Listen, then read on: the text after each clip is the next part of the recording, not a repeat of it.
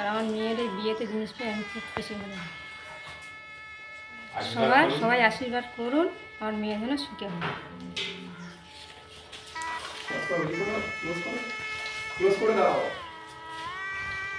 নমস্কার, আমি মিতু মণ্ডল বলছি। নৈহাটি উইংস থেকে, নৈহাটি উইংস পরিবার থেকে যে জিনিসগুলো পেয়েছি তা আমরা অনেকটা উপকৃত হয়েছি।